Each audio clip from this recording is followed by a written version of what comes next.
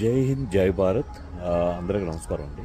నేను ఇప్పుడు మాట్లాడే విషయం ఏంటంటే, ఇప్పుడు ఏదైతే కల్తీ లడ్డు విషయం మీద ఎవరి పార్టీలకు వాళ్ళు సమర్థించుకునే వాళ్ళు, లేదంటే మేము తప్పు చేయలేదు, లేదంటే ఇందులో ఏదైతే జంతువులకు సంబంధించిన కొవ్వు కలవలేదనేది కొంతమంది వాదన అయితే, ఇంకొంతమంది ఏ కొవ్వు కలవకపోయినా అది నెయ్యే కాదు అనేది నిర్ధారణ అయింది కదా, సిట్టు నిర్ణయించింది కదా, నివేదిక ఇచ్చింది కదా అనేది వాద ప్రతివాదనలు సోషల్ మీడియా వేదికగా జరుగుతున్న ఈ తరుణంలో నాకు నచ్చని విషయం ఏంటంటే అండి, ఇప్పుడు ఆ పార్టీ ఈ పార్టీ అని కాదండి. ఇప్పుడు ఎవరైతే ఆ పార్టీలో ఫాలోవర్స్ అయి ఉండొచ్చు, యువతల పార్టీలకు సంబంధించి ఫాలోవర్స్ అవ్వచ్చు, ఎవరైనా సరే ఇక్కడ జరిగింది స్వామివారికి అన్యాయం జరిగింది. స్వామివారికి సంబంధించిన ఎంతో పవిత్రంగా భావించే ప్రసాదానికి సంబంధించి ఒక అవమానం జరిగింది.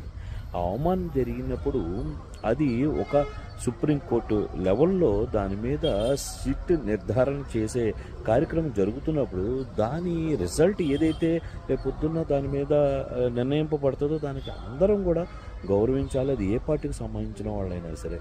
బురద జల్లుకోవడం ఇవి కాదు కావాల్సినవి మనకి. ఇక్కడ మనం ఏ పార్టీలో ఉన్న ప్రతి హిందువు దీన్ని ఎంత దీనిగా తీసుకోవాలంటే, ఇంకొక్కడు ఇలాంటి పని చేయాలంటే భయపడాలి. అది టీడీపీయా, జనసేననా, లేదంటే ఒక వైఎస్ఆర్సీపీనా అనేది కాదు. ఎవరైనా సరే హిందూ దేవతల మీద సంబంధించి కానీ, హిందూ దేవతలని రాజకీయాల పరంగా వాడుకోవాలని చూసే ప్రతి ఒక్కరు కూడా దీన్ని ఒక పెద్ద గుణపాఠంగా చూపించాలి తప్ప, దీన్ని ఒక రాజకీయ వ్యాపారంగా వాడుకోవాలనే ధోరణిని విడిచిపెట్టాల్సిన అవసరం ప్రతి ఒక్క కార్యకర్తలు, ఏ పార్టీకి సంబంధించిన కార్యకర్తలకైనా ఇది బాధ్యతగానే తీసుకోవాలి. నాకు ఎందుకంటే ఈ 2 రోజులుగా ఏదైతే సిట్టు ఒక నివేదిక ఇచ్చి సుప్రీంకోర్టుకి నిర్ధారణ ఏదైతే జరుగుతున్న కార్యక్రమం రిజల్ట్ చూసి ఏదైతే దాని మీద జరుగుతుందో అది చాలా డిసప్పాయింట్గా అనిపించింది. ఎందుకంటే ఇక్కడ సోమవారికి సంబంధించిన విషయం, అంతేగాని ఇది వైఎస్ఆర్సీపీకి సంబంధించిన విషయం కాదు, ఇప్పుడున్న ప్రభుత్వానికి సంబంధించిన విషయం అయితే అంతకన్నా కాదు. ఇది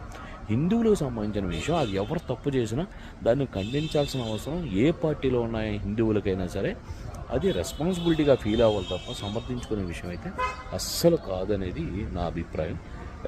దయచేసి హిందువు ఎవరెవరైతే ఉన్నారో ఏ పార్టీలకు సంబంధించిన, దయచేసి సోషల్ మీడియాలో మీరు రెస్పాండ్ అయ్యేటప్పుడు అక్కడ జగన్ ఉన్నాడా, లేకపోతే చంద్రబాబు నాయుడు ఉన్నాడా, లేకపోతే మన పవన్ కళ్యాణ్ గారు ఉన్నారా అనేది కాకుండా అక్కడ స్వామివారు ఉన్నారు, స్వామివారికి సంబంధించిన లడ్డుకు సంబంధించి ఇంత ఇష్యూ జరిగింది, ఈ నిజ నిర్ధారణ కమిటీ ద్వారా వచ్చే నివేదిక ప్రకారం వచ్చిన ఏదైతే ఉంటుందో ఫైనల్ జడ్జిమెంట్, దానికి ఖచ్చితంగా శిక్ష ఎవరైతే ఉన్నారో వాళ్ళకి పడాల్సిందే అనేది నా ఫీలింగ్.